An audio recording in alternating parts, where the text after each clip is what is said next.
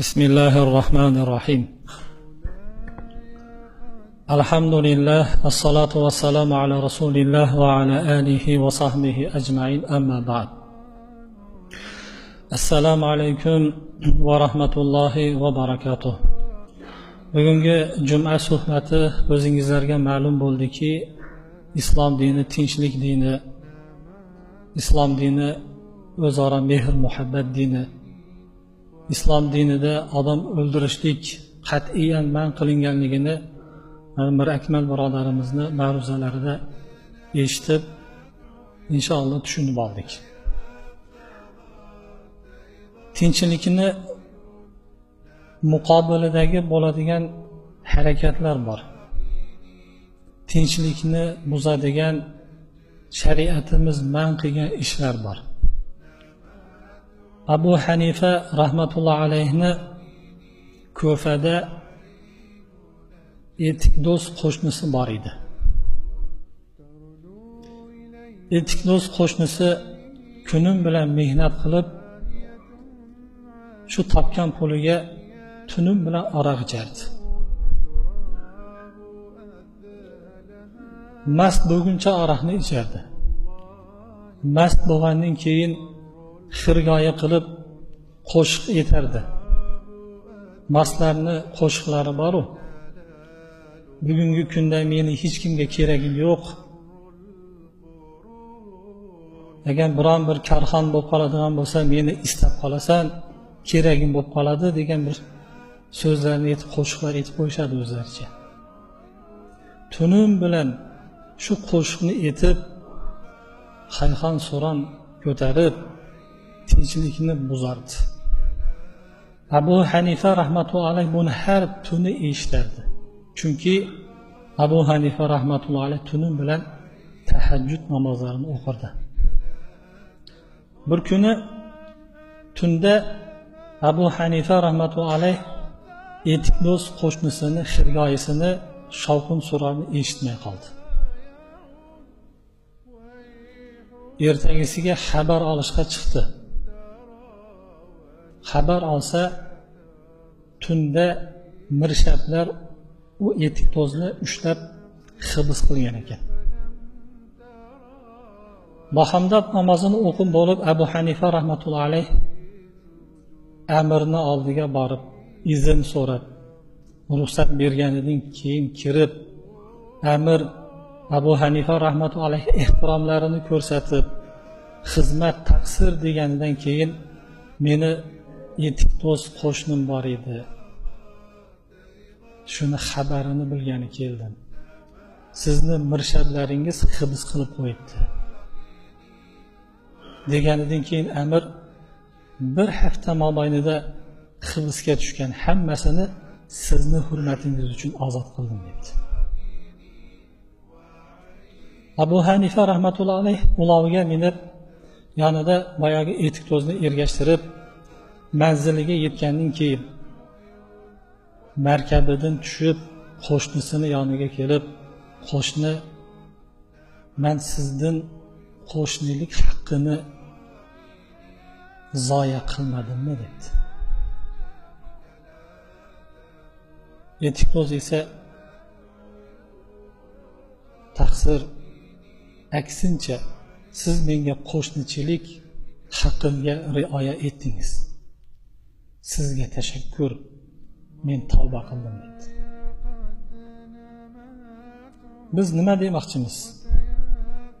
Tinchlikni buzayotgan bugungi kundagi Alloh taolo man qilgan narsani bittasi ichkilik azizlar. Aroq ichish. Bugungi kunda ko'pchilik musulmonning to'ylari shu bilan o'tmoqda. Ko'pchilikni uylarini dasturxonni ustida shu narsa, shu kasofat, tinchlikni buzayotgan narsa dasturxonni ustida turibdi.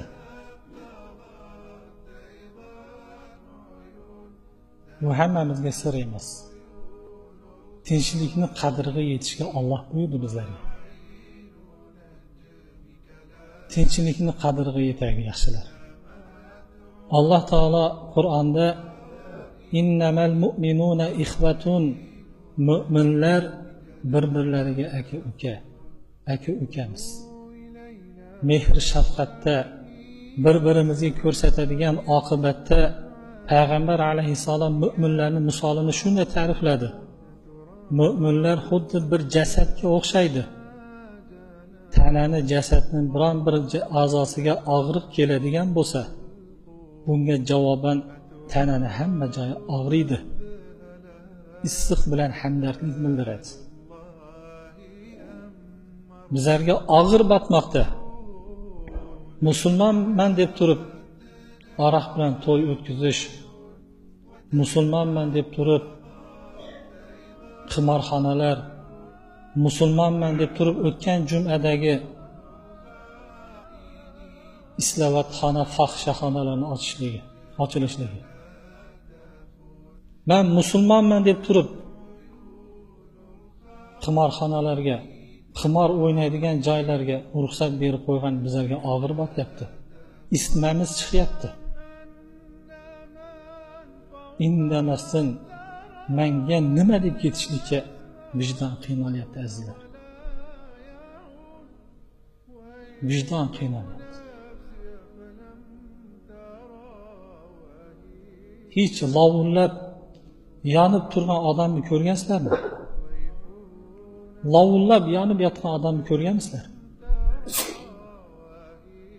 Ko'rmaygan. Televizorlarda ko'rganmiz. Hozir qo'limizda telefonlarda ko'ryapmiz.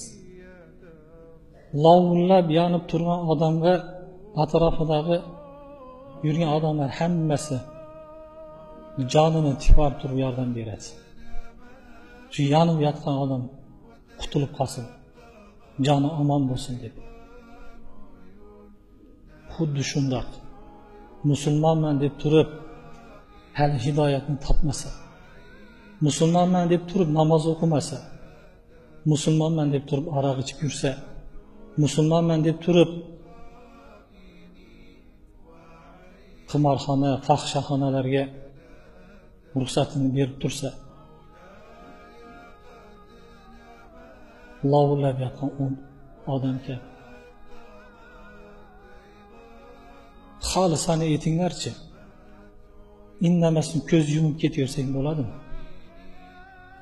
Xolisani mana fikringlar. Ko'zimizni yumib ketaveraylikmi? Menga nima deb? Allohning oldida qanday javob beramiz? Insofga kelishligini Allohdan so'raymiz. Buning uchun bizlar mana shu yerdagi jamoatdagi bizlar o'zimizni to'g'rilab olmoqligimiz kerak. Bizlar ma'rakalarimizdan shu harom bo'lgan bu aroqni sitib chiqib yuborishligimiz kerak.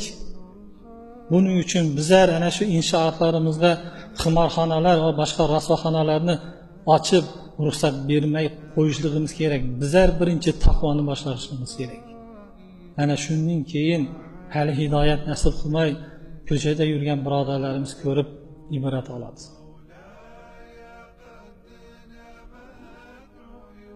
Alloh barchamizga tavfiq bersin. Qur'oni Karimni tarjimalari, ma'nolarini ochib o'qiydigan bo'lsangizlar, azizlar,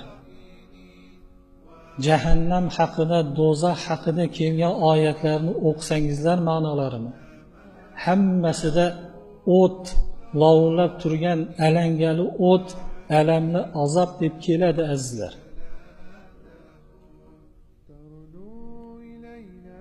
Bir solih banda o'tda pishirilib turgan go'shtni oldidan o'ta turib qattiq yig'lagan ekan. Yig'laganini ko'rib sotuvchi, buni qarni och bo'lsa kerak-da. Qarningiz och bo'lsa mana taom yeng desa, bu solih odam aytgan ekan, meni yig'lashimga sabab qarnimning ochligi emas, hayvonlar o'tga o'lgan holatda tushadi.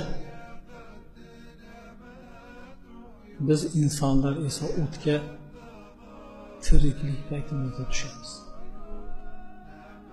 Robbana isrif anna azab jahannam inna azabaha kana gharama.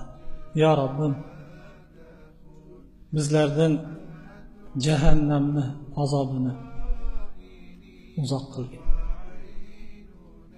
Jahannamning o'tini bizdan uzoq qil ya Robbim. Inna azabaha kana gharama, chunki bu alangali azob g'arama o'rab oladi, qamrab oladi. Mana shuning uchun gapirmoqchimiz biz.